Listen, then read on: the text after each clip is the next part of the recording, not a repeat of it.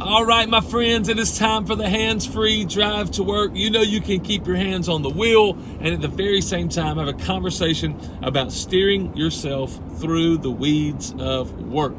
We know this was designed so we could press play while we steer ourselves from home to work so that ultimately we can steer ourselves well once we get there.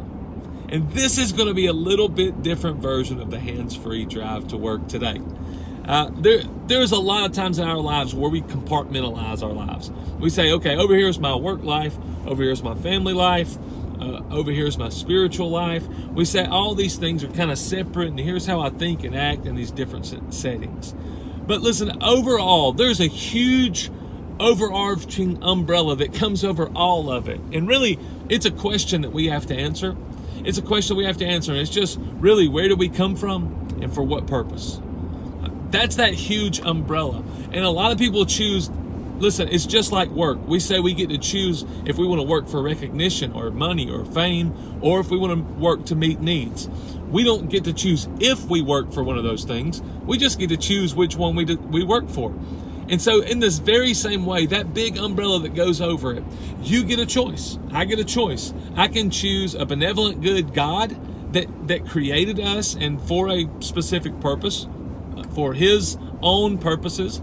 Or I can say that ultimately we're here by accident. I can say that, we are a result of generations of mutations, and that ultimately our purpose, there is no purpose, there's no objective purpose, there's just things that happened that led to today. So that overarching umbrella, though, really starts to determine a lot of the things that we do practically under those smaller umbrellas. And so I don't want to talk about the truth of your big umbrella. I don't want to talk about is it true or not true. I want you to think about how relevant it is. We've talked a lot about what is our next wise move.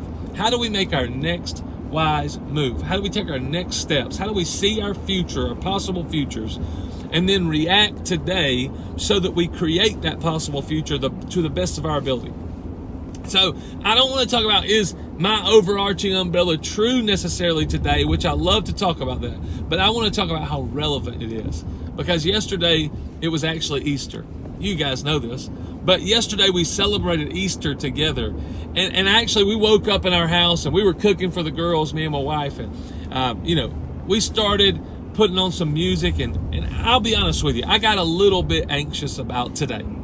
Today, when we come back, I've actually been off for a couple days. And, I start thinking about, okay, we got to get back in the grind. We got to make sure that this is taken care of. I got to make my decision about the office closing and when are we gonna reopen, or when are we gonna work from home? Some of us, how much quarantine, how far apart do we need to be? And so as my wheels start turning on all these things, decisions about my work that I actually have to make today, and even bigger decisions that are kind of going on that won't be made necessarily today, but over the next months, over the next year. And I start thinking about all those big decisions. I got a little anxious while we were cooking breakfast. I got a little anxious. And you know what anxiety does and what frustration does when we're trying to make our next wise move? Man, it really impedes us. It makes it tough to figure out what is our next wise move because we're so focused on ourselves. What do I need to do, and how is it going to make me look, and am I going to be taken care of, and are people going to think that I'm being good to them or be selfish or all those things? Who am I thinking about? I'm thinking about me. And so when I'm anxious or frustrated, it's really hard to get my eyes off of me. And it's really hard then to make my next wise move. We talked about the 4 things that help us make our next wise move. None of those 4 things are anxiety or frustration. And so when that stuff started to rise up, watch what happened. Watch how practical this is, that my big umbrella. When that started to come up, my wife played a song. And the song just repeated these words. He is for you. He is for you. He is for you, not against you. He is for you, not against you. Listen to how practical it is to know that God is for you, not against you. If you were to know, let's say you don't even know right now that God's for you or against you. But think about if you were to know. Watch how this plays out. If you were to know that God is for me, not against me, it does not tell me, I'll tell you first, it does not tell me what he's up to. When I know that God's for me, not against me, I still can't look out and say, okay, now I know every next move to make. I know every next wise move to make. I know that I should close the office on Tuesday. I know that we should reopen on May the 1st.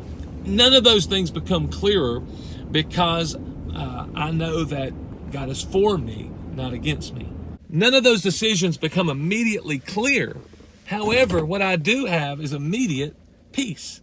When I know that God is for me, not against me, then I can actually make a better next wise move because I do it with peace. Let me ask you, do you make better decisions whenever you're anxious or frustrated? Or do you make better decisions when you have peace? There's no question which one. No question. And so the practicality of knowing that God is for me, that there is a good God who loves and cares for me, it makes it absolutely more likely that I make my next wise move.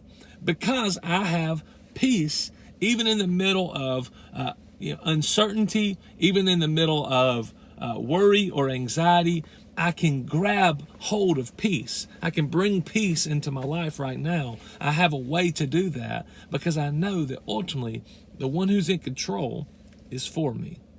Now listen again, that doesn't tell me that it's absolutely true. It just says that it's absolutely practical. Now, if you want to know how that you can know 100% that God's for you, then I can tell you that.